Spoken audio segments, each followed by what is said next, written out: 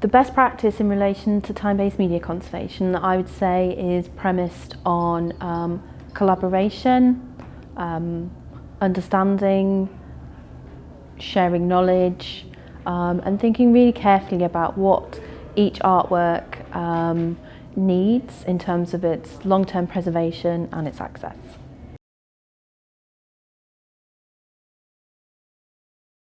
First conservator at Tate in terms of time-based media conservation was appointed in 1996, and the team was formally formed in 2004, and the team is now a team of 14, which includes myself, and it's a mix of conservators, assistant conservators, senior conservation technicians and conservation technicians.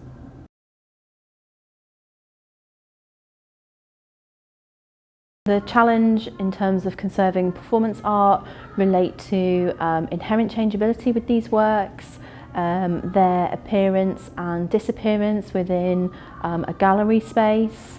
The networks that surround these works can be challenging. They sit within the museum, they sit outside of the museum, they evolve and develop, and all of that requires us to think and move away from our material-orientated practices to think about evolving our strategies, to think about how we preserve performance.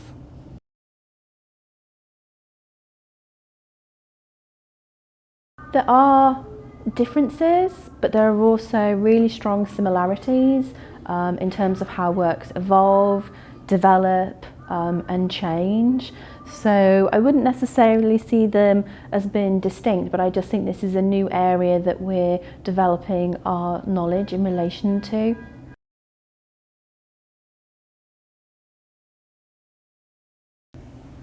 Documentation is the preservation strategy really when it comes to performance works, but in terms of how the documents themselves are preserved, we will either think about how they are stored in terms of our particular servers, or whether we want to think about how they're stored within a digital repository.